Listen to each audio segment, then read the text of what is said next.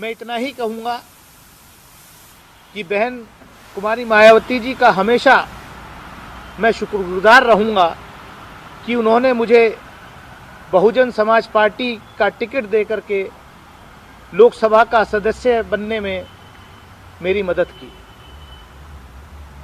बहन जी ने मुझे बहुजन समाज पार्टी लोकसभा में संसदीय दल का नेता भी बनाया। मुझे सदैव उनका असीम स्नेह और समर्थन मिला है। उनका आज का फैसला जरूर दुर्भाग्यपूर्ण।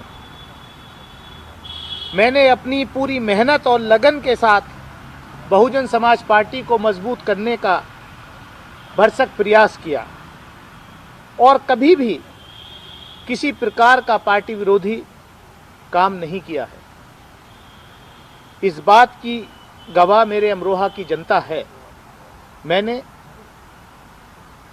भारतीय जनता पार्टी की सरकार की जन विरोधी नीतियों का विरोध जरूर किया है और आगे भी करता रहूंगा। चंद पूंजीपतियों द्वारा जनता की संपत्तियों की लूट के खिलाफ मैंने आवाज उठाई है और आगे भी उठाता रहूंगा, क्योंकि यही सच्ची जनसेवा है। यदि ऐसा करना जुर्म है तो मैंने जुर्म किया है और मैं इसकी सजा भुगतने के लिए तैयार हूं।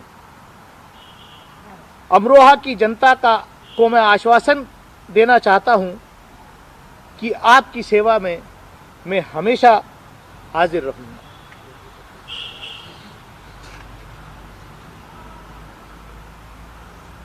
ये मेरी प्रतिक्रिया है। बाकी आप कुछ पूछना चाहते हैं तो। भाई, आप कह रहे हैं कि कभी जो रिश्ते हैं वो कभी खराब नहीं रहे, तमाम चीज़ें।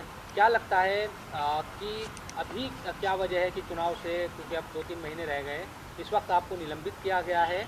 क्या सिर्फ ये पूंजीपतियों के खिलाफ जो आवाज़ आपने उठाई है यही एक कारण है या कुछ और भी इसके पीछे है? ये तो मैंने कहा कि मैं जिस दिन से मैं सांसद चुना गया, पहले दिन से मैंने जनता के हित और पार्टी की आइडियोलॉजी को ध्यान में रखते हुए संसद के अंदर, लोकसभा के अंदर मैंने इस देश के शोषित, वंचित, पीड़ित समाज की, किसान की, गरीब की, मजलूम की, पिछड़े वर्ग की, शेड्यूल कास्ट की, दलित की, अक़लियत की, बेजुबानों की जुबान बनने का काम किया।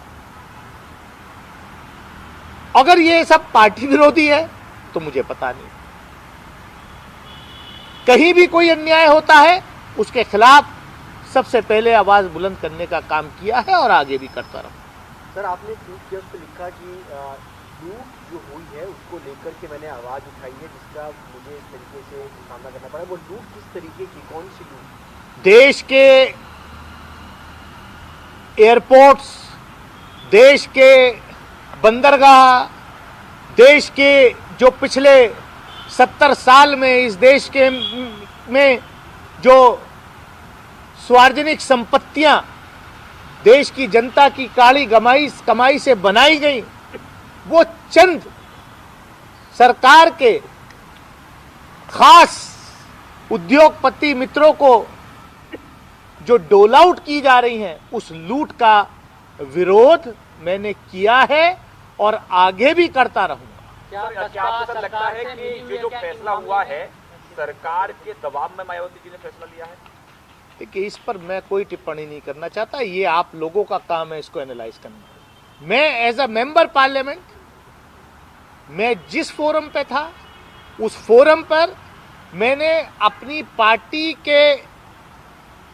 की आइडियोलॉजी, इस देश के संविधान के निर्माता बाबा साहब डॉक्टर भीमराव अंबेडकर के सपने को संविधान के दायरे में रहते हुए कहीं कोई नाइंसाफी चाहे सड़क पे हो रही हो या संसद के अंदर हो रही हो, उसके खिलाफ आवाज उठाई।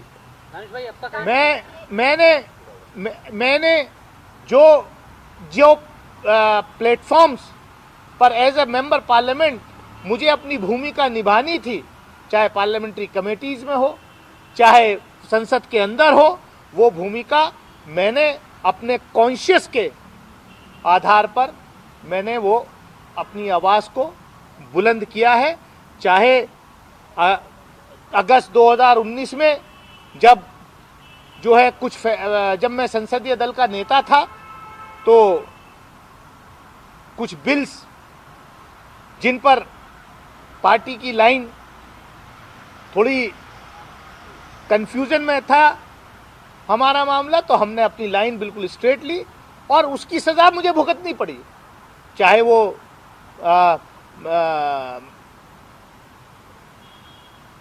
NIA या राइट टू इंफॉर्मेशन एक्ट का अमेंडमेंट बिल हो, या 370 हो, या ट्रिपल तलाक हो, या जो भी बिल्स थे उन पर मैंने अपनी लाइन स्ट्रेट रखी और मुझे संसदीय दल के नेता पद से हटाया गया।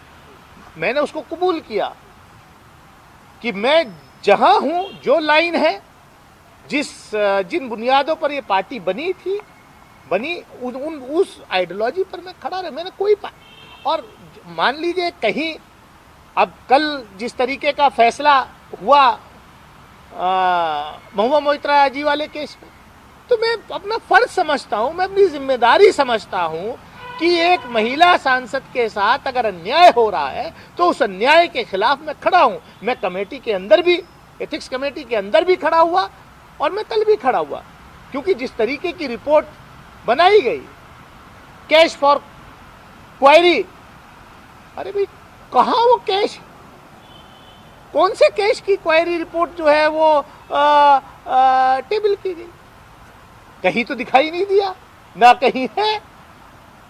और जिस तरीके का माहौल हुआ, अगर महिला की अस्मिता के साथ कहीं कोई खिलवाड़ होगा तो दानिश अली पहले भी खड़ा रहा है और आगे भी खड़ा रहेगा। इसको मैं बैज ऑफ ऑनर समझता हूं कि मैंने एक जो अन्याय हो रहा था उस अन्याय के खिलाफ संसदीय समिति के अंदर भी, एथिक्स कमेटी के अंदर भी, पार्लियामेंट के अंदर भी और बाहर भी उस अन्याय के खिलाफ मैंने आवाज उठाई है।